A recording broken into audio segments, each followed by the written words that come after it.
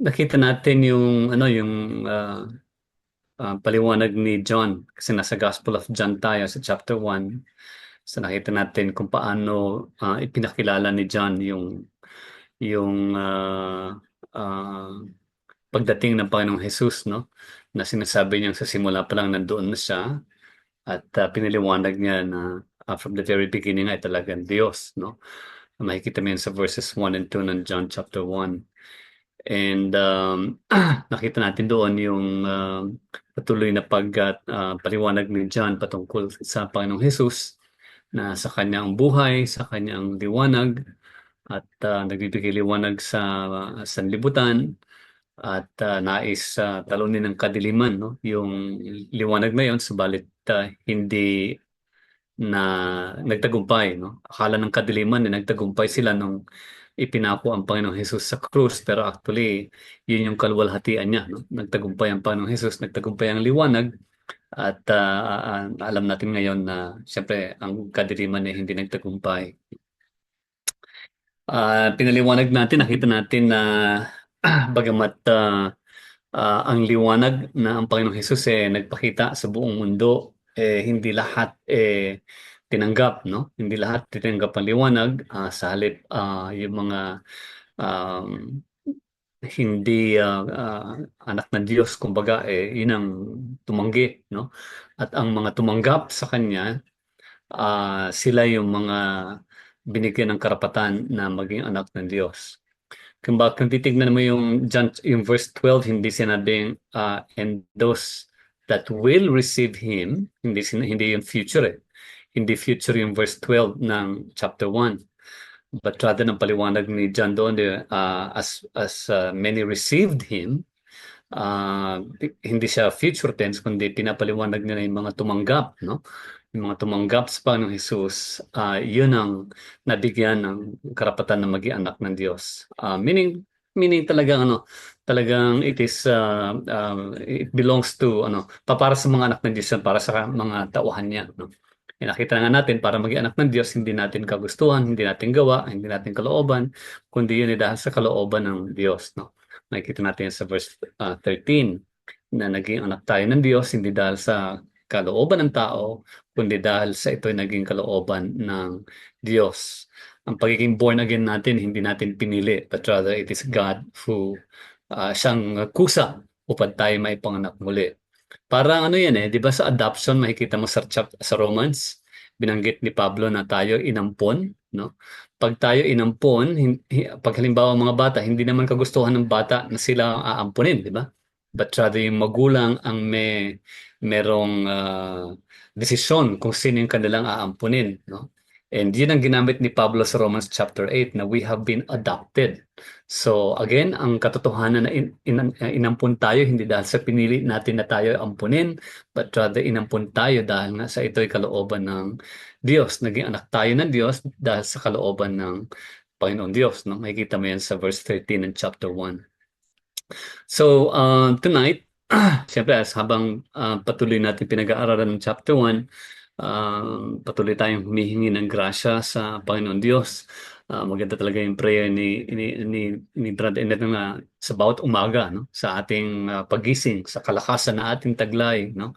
Tayo nabibigay pa salamat dahil kasabay ng ating pagkaroon ng kalakasan na bumangon o magising, kasabay nun ang bagong grasya at ang bagong habag na ibinibigay ng Diyos sa anak niya, no? Ang kanyang habag ay bago tuwing umaga. So, ganun din. We continue, nananatili tayong umaasa, no, sa ating Panginoon Diyos upang imulat ang ating kaisipan at ang ating puso para makita ang liwanag, no, katotohanan na nakapaloob sa kanyang salita, and we remain to be in that attitude of prayer habang patuloy tayo nag-aaral. So for tonight, maikli lang tayo 14 to 18, no? Yung first 4 verses kasi mahaba yung chapter 1 eh. Ayaw natin madaliin dahil marami tayong mamimiss pag namadali natin, no? So sa chapter 14 to 18, makikita mo dito again yung paliwanag ng apostol na Juan, no? Pinapaliwanag ni Juan kung notice yung transition. Sa verse 1, from the very beginning, nandoon ang Panginoong Jesus. He was God. He was with God. In the beginning was God. No? In the beginning was the Word. No? And the Word was with God and the Word was God. And then yung transition na naging liwanag, may buhay at naging liwanag, nagbibigay liwanag. And dito sa 14, sinabi niya, and the Word became flesh, no? And dwelt among us. And we have seen His glory, glory as the only Son from the Father, full of grace and truth. No? John bore witness about him and cried out, "This was he of whom I said, he who comes after me ranks before me, because he was before me." No? For from his fullness we have all received grace upon grace. For the law was given through Moses, grace and truth came through Jesus Christ. No one has ever seen God. The only God who is at the Father's side, He has made Him known.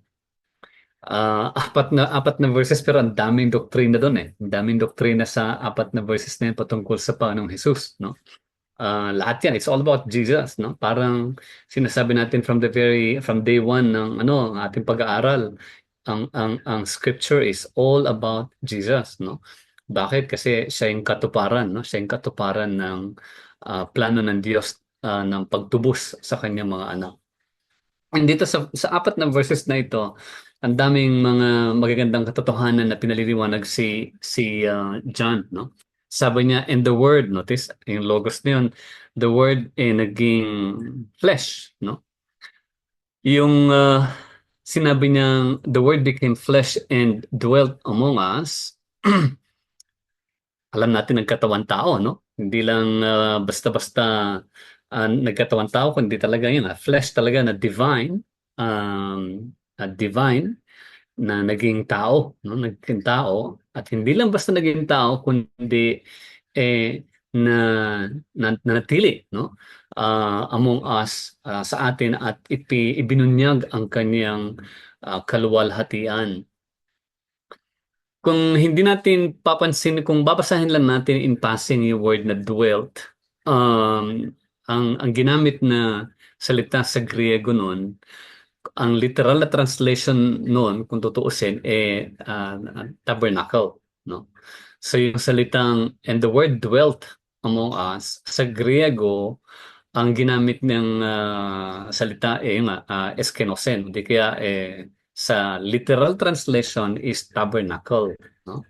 And alam natin yung kwento sa tabernacle. Kung maalala niyo yung ating pag-aaral about yung Jesus and the temple, nakita natin yung plano ng Diyos from Eden, and then the tabernacle, and then the temple, and then Jesus, and then the New Jerusalem.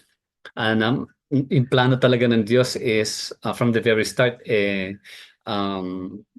makasama niya yung kanyang mga tauhan, no? Yun talaga yung plano ng Diyos para makapiling ang kanyang mga anak, makapiling ang kanyang mga piniling tauhan, no? Kasi yung ginamit na Ingles, na Griego na dwelt sa maraming translation, ang literal translation nun is tabernacle. And alam natin na ibig sabihin ng tabernacle. Pag sinabi natin tabernacle, mabalik ka sa Old Testament. Ito yung iniutos ng Panginoon Diyos kay Moses na gawin para na sa gayon, makatagpo ng Diyos ang mga Israelita, no? Doon sa tabernacle, dahil nga nagkasala ang tao, a holy God, hindi kayang tanggapin ng tao yung kabanalan, kaluwalhatian ng Diyos, dahil mismong kay Moses hindi nagpakita, no, ang Panginoon Diyos. Pero dahil nga sa kagustuhan ng Diyos na makapiling ang kanyang mga tauhan, iniutos niya kay Moses, may kita sa Exodus 25 ang Leviticus, no, na gumawa ng tabernacle, dahil yung tabernacle yun ang lugar na kung saan nakakapiling ng Panginoon Diyos, ng banal na Diyos ang kanyang mga anak, no. So, yung tabernacle, yung word na dwelling, sa mga unang tagapakinig, no, sa unang mga tagapakinig ni John, nung sinulat niya ito sa mga listeners niya, nung ginamit yung salitang tabernacle, naging tao at naging tabernacle, malaki ang kahulugan, ang significance, no? Malaki ang kahalagahan nun sa mga unang tagapakinig ni John. dahil sa pamamagitan ng Panginoong Hesus, ang dakilang Diyos nananatili, no? Sa kanyang mga tauhan, meaning that God's people can now dwell, makakapiling na niya ang dakilang Diyos sa pamamagitan ng Panginoong Hesukristo, no? Kaya nga pag sinabi natin the Word became flesh and dwelt among us, dapat maunawaan natin from the very start yung promise ng Panginoong Diyos na gusto niya makasama yung kanyang mga tauhan, no? And of course, babalik ka doon sa pangako ng Diyos sa simula't simula pa lang, no? Maraming passage sa Old Testament patungkol sa laging sinasabi ng Diyos na ako'y mananatili sa kanila, no? Ako'y pupunta at mananatili sa inyong kalagitnaan, no? Maraming promises sa Old Testament patungkol sa dakilang Diyos na mananatili sa kanyang mga tauhan. And ang kaganapan nun is of course walang iba, nangyari yan sa pamamagitan ng Panginoong Hesukristo. Kaya sinasabi ni John na the Word became flesh and dwelt among us, no? So kung babalikan mo nga, sabi ko nga, kung if you have the chance na balikan yung, I think that na-record din ni Brother Florence yun, yung Jesus in the Temple, doon yung katotohanan patungkol sa kaganapan ng pangako ng Diyos na siya'y mananatili sa kanyang mga tauhan, at yan ay naganap sa pamamagitan ng Panginoong Hesukristo, no? Sabi nga natin yung pangako ng presensya ng Diyos naganap, no? Naganap sa pagdating ng Panginoong Hesukristo as explained by John. The Word became flesh and dwelt among us, no? Um, yung yung plano ng Diyos na manatili lagi na makapiling lagi ang kanyang mga tauhan, ang kanyang mga anak, no? Ay tinupad, no? Tinupad ng Diyos dahil nga siya ay tapat, siya ay faithful, siya ay tapat sa kanyang pangako na mananatili sa kanyang mga tauhan, and tinupad niya yan sa pamamagitan ng Panginoong Hesukristo. Kaya makikita mo sa Matthew 1:23 na yun nga, sinabi na you shall call his name Emmanuel, dahil nga God is with us, no? So yun ang kahalagahan ng pagsabi ni John na the Word became flesh and dwelt among us. So isa sa kaganapan ng pangako ng Diyos na siya'y manatili sa kanyang mga tauhan is naging ang fulfillment niya, no?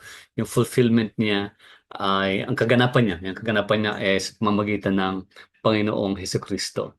Na kung babalikan mo yung chapter 14, sabi din chapter 14, verse 14, sinabi niya doon na and we have seen his glory, no? Glory as of the only Son from the Father, full of grace and truth. Sa Old Testament, paano nakikita yung kaluwalhatian ng Diyos? Nakikita yung kaluwalhatian ng Diyos sa Holy of Holies. Kaya nga pwedeng pumasok lang sa Holy of Holies is yung high priest lang, no? High priest lang. So ando doon yung Ark of the Covenant sa loob ng Holy of Holies. And God's glory, limitado lang siya doon sa Holy of Holies.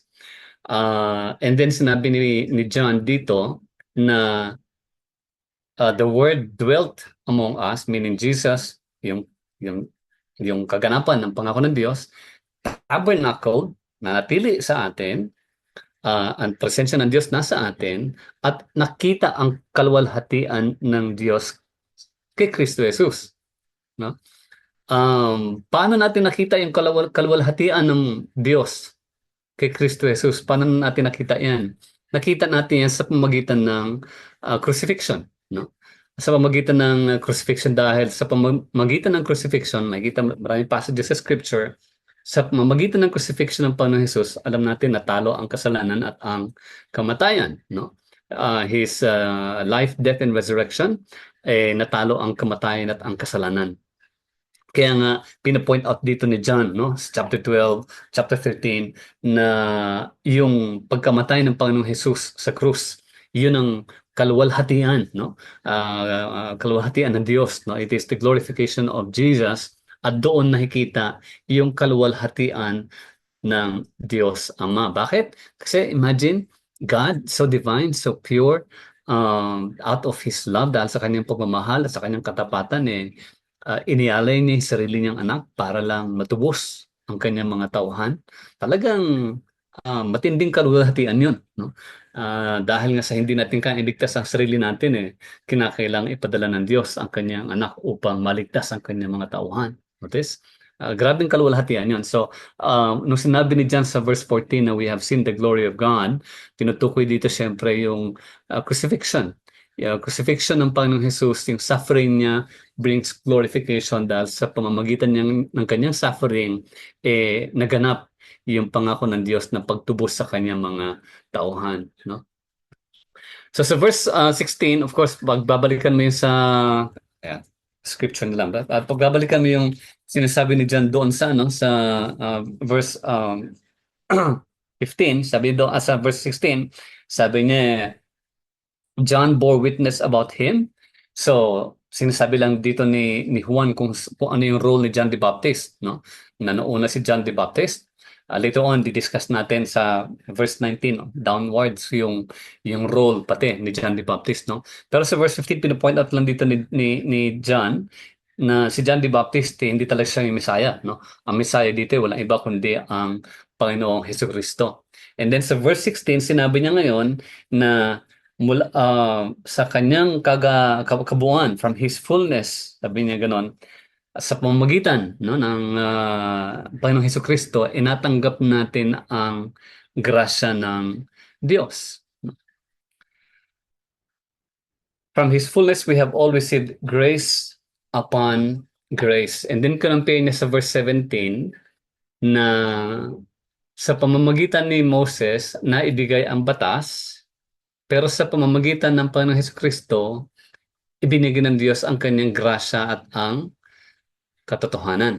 This grace and truth, ang binanggit niya sa verse 16, no? Sa verse 17, no? For the law was given through Moses, grace and truth came through Jesus Christ. Now, again, kinakailangan nating maunawaan bakit kinukumpare ni John dito yung Moses at si Christ. Dahil nga sa Old Testament, alam natin na ibinigay yung batas kay Moses at ang katotohanan at ang grasya ibinigay ng Diyos sa pamamagitan ni Kristo Jesus. Ngayon, meron tayong dapat huwag kalimutan katotohanan dito, no? Nung sinabi ni John sa verse 17 na the law was given through Moses, yung law na yun is tinutukoy dito, of course, yung 5 libro, the first 5 books ng Biblia, yung Pentateuch, no? Genesis, Exodus, Leviticus, Deuteronomy, and Numbers, no? Yung 5 libro, first book of the Old Testament, yun yung law, no? O sa mga Hudyo, kung tawagin nila yan is Torah, no? Torah ang tawag nila doon. Now, sinasabi ni John dito na yung Torah, yung batas, no?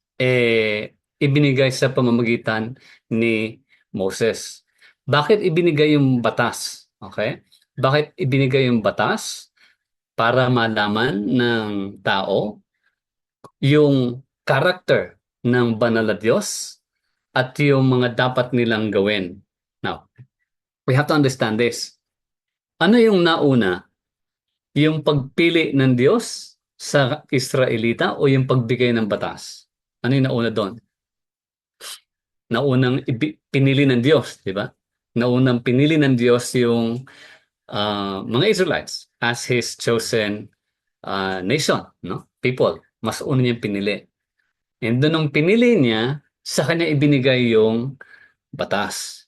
Okay? Bakit? Para makita nila yung karakter ng Diyos, that there is only one God.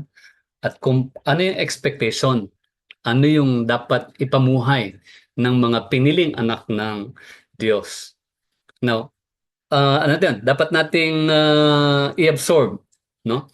Hindi nila kinakailangang sundin yung batas para maging kasama sa bansang pinili ng Diyos, but rather pinili muna sila at saka ibinigay ang batas, no? So they were chosen first before the law was even given. Again, sa New Testament ganun din, di ba? Yung salvation natin is pinili tayo hindi dahil sa kinakailangan nating i-meet yung requirements ng batas. Hindi. You have been chosen, and because you have been chosen, naimulit yung katotohanan na ito, ang kaligtasan ko is na kay Kristo Jesus, no? But again, going back, so the law given through Moses, yung binigay na batas kay Moses, para makita nila ang karakter ng dakilang Diyos at yung kanyang katuwiran, no? Pero dahil nga sa hindi kaya ng tao na tuparin ang mga batas na binigay ng Diyos, no? Nagbigay ng grasya. Bigyan ng grasya, at yung grasya na yon ay makikita natin sa ating Panginoong Hesukristo, no? So sabi nga natin dito, sa pamamagitan ng pagbibigay ng batas, no? Yun yung unang mahalagang pangyayari sa kasaysayan ng kaligtasan o planong pagtubos ng Diyos, no? Yung the plan of redemption.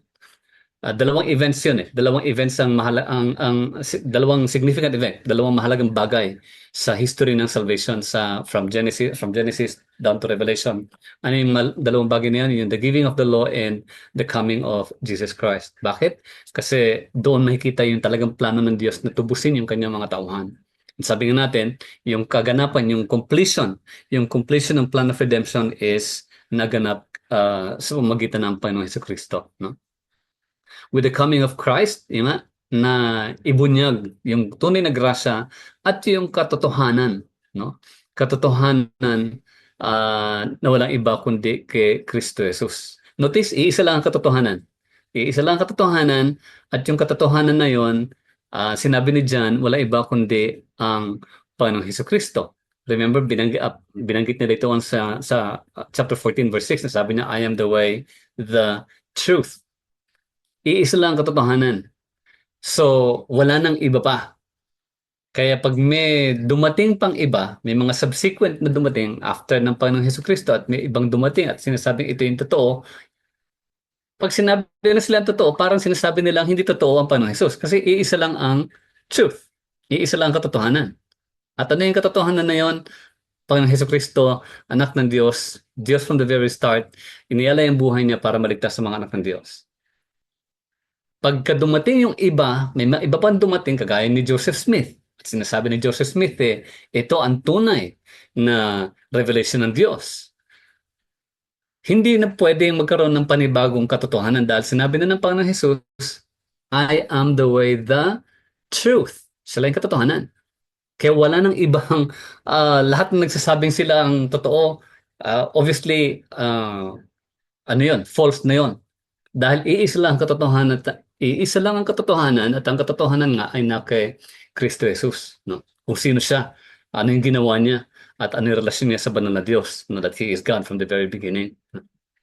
The second person, of the Godhead. So yung mga nagsasabi later on, mga iglesia ng Kristo kunyari, mga Mormons, mga Jehovah's Witnesses, na ito yung katotohanan, hindi nila pwedeng sabihin ng katotoo dahil nga sinasabi ng Panginoong Hesus, siya lamang ang katotohanan. Wala nang iba, no?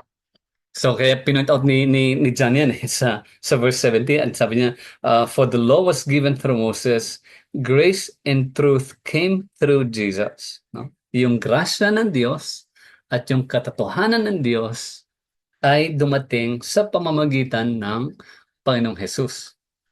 Kaya makikita natin dito sa John, lagi sinasabi ni John, sinusulat ni John, no? Lagi niya sinasabi, kinukot niya yung Panginoong Hesus, kinukot niya yung sinabi ng Panginoong Hesus na lahat ng sinasabi ko sa inyo, ito ay galing sa Diyos. Lahat ng mga salitang binibigkas ko, hindi sa akin, kundi ito ay galing sa aking Ama. Bakit? Kasi nga, ang pagbunyag ng tunay na Diyos, yung pag-reveal ng Diyos sa kanyang sarili, ay naganap lamang sa pamamagitan ni Jesus Christ. Kaya nga sabi natin, hindi natin pwedeng sabihin na may isang tao nagsasabing naniniwala siya sa Diyos, pero hindi siya naniniwala kay Jesus. Ibig sabihin, hindi siya naniniwala sa tunay na Diyos. Bakit? Kasi ang tunay na Diyos ay ipinakilala lamang ng ating Panginoong Hesukristo. Kaya ngayon nagsasabi na yung God and Allah, it's the same. Sabi natin, no, that's not the same. Ang sabi na iba, hindi, terminology lang nagkaiba nun. Pero iisa yan. No, that's wrong. Because sa kanila, ang Allah is hindi siya yung Father ni Jesus Christ. Sa atin, the God that we believe, Jehovah Yahweh, the God that we believe, siya yung Ama ng ating Panginoong Hesus Kristo. No? So yun. So iisa lamang ang grasya ng Diyos. Ang grasya ng Diyos ay naki Kristo Jesus. Ang kaligtasan natin ay Kristo Jesus lang, hindi sa ating mga sariling gawa. Patuloy tayo nagkakasala, pero salamat sa grasya at habag ng Diyos na bago tuwing umaga tayo ay pinapatawad lagi. Iisa lamang ang katotohanan at ang katotohanan na yun ay ang Panginoong Hesukristo, yung kanyang buhay, perfectong buhay, yung kanyang ginawa, yung kanyang kamatayan at yung kanyang pagkabuhay muli. No? Bilang anak ng Diyos upang tubusin ang mga anak ng Diyos, yun ang katotohanan. No? Na kay Kristo Jesus lamang. Kaya ano sinabi niya doon na no one has ever seen God sa verse 18. Walang sino man ang nakakita sa tunay na Diyos. Sino lang ang nakakita sa tunay na Diyos sa verse 18? Ang sabi niya doon, it is, sa ibang translation, sabi doon, the only Son. Pero sa ibang version, ang ginamit doon is the only God. Sino yung God na yun? Who is at the Father's side? He has made Him known.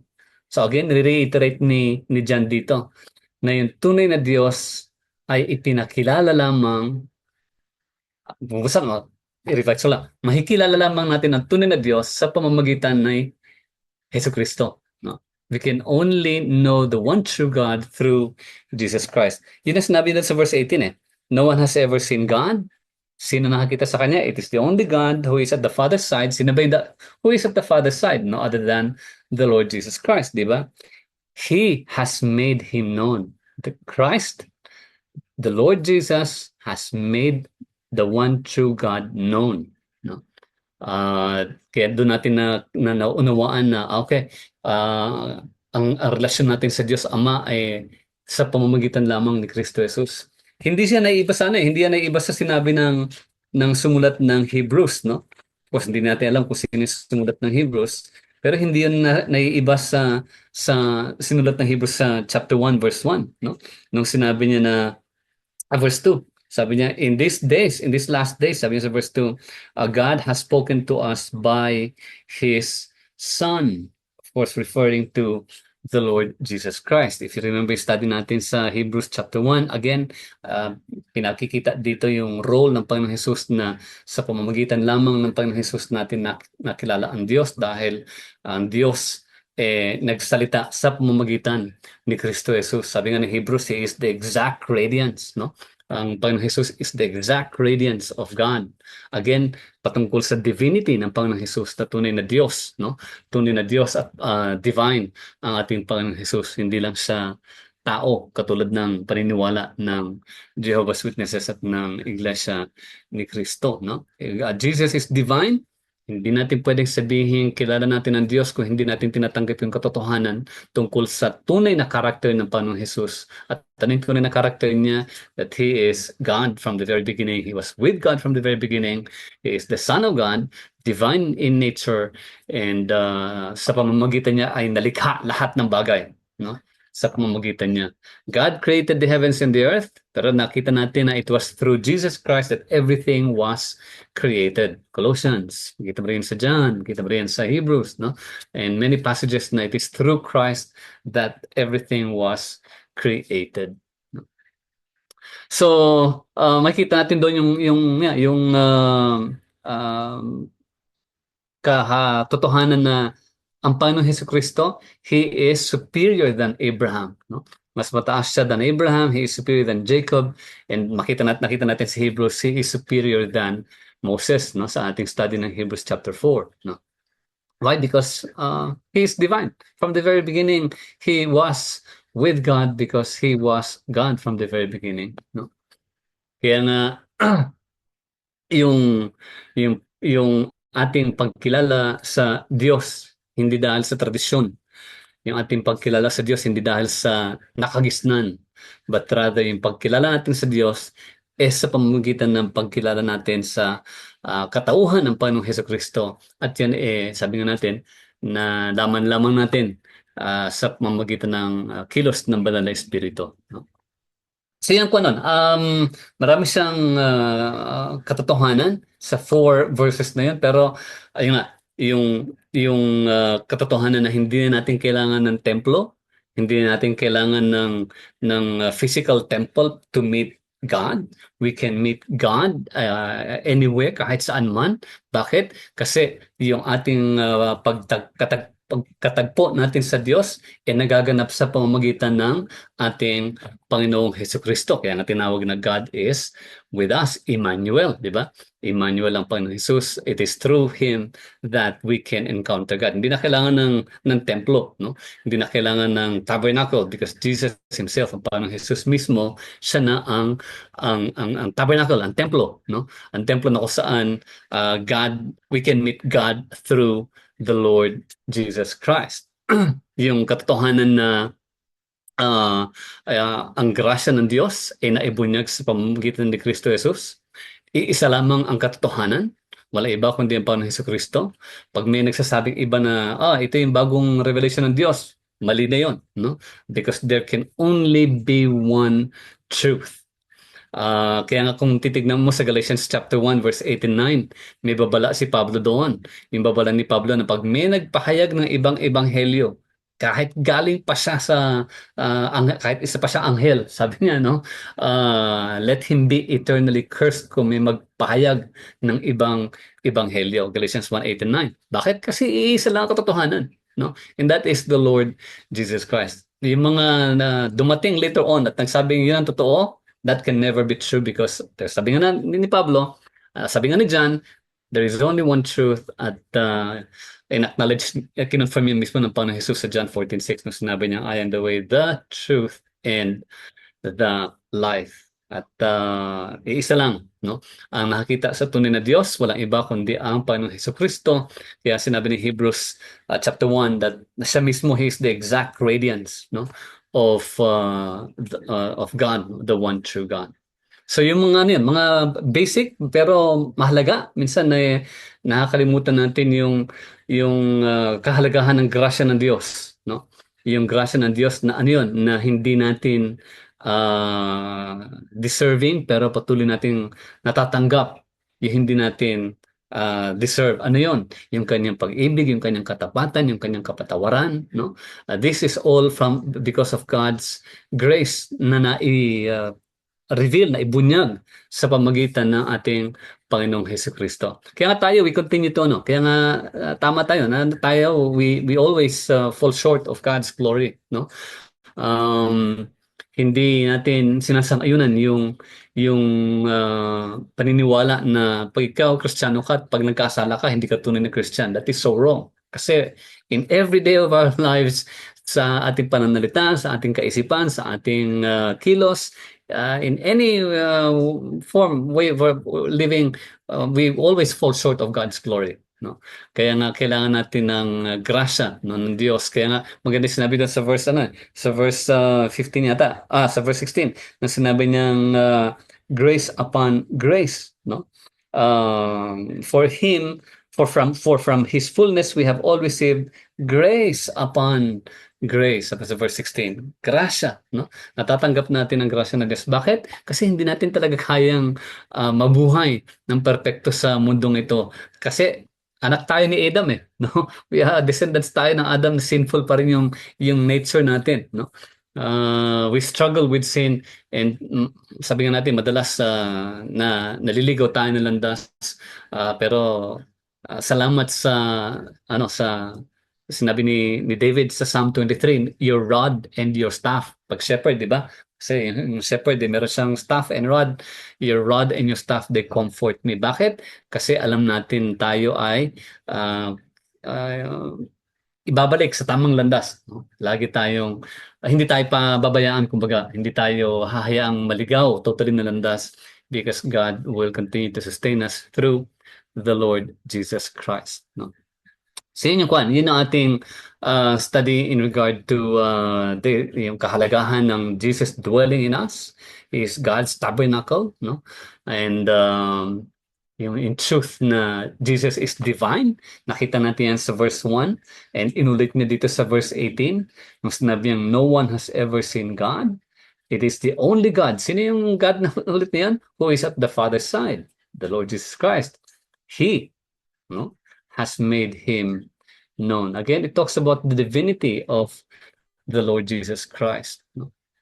Kaya with that, manatili tayong pasalamat sa sa katapatan ng Diyos, yung kanyang faithfulness na sa kabila ng ating yung mga pagkukulang, siya hindi kailanman nagkulang. Mananatili siyang tapat. Ang kanyang pangako na tayo'y bibigyan ng kalakasan, katagumpayan, magaganap yan pagdating ng ating Panginoong Hesukristo. Kaya yun ang ating inaasahan. Huwag tayong umasa sa ating sariling kakayahan kasi we will always sin. We will always fall short of God's glory. No? Sa halip umasa tayo sa ginawa ng Panginoong Hesukristo, doon tayo magtiwala dahil yun ang katotohanan. No? Ng ating kaligtasan, kapatawaran, kapayapaan ay na kay Kristo Jesus lamang na siyang nagbunyag at nagpakilala ng tunay na Diyos. No?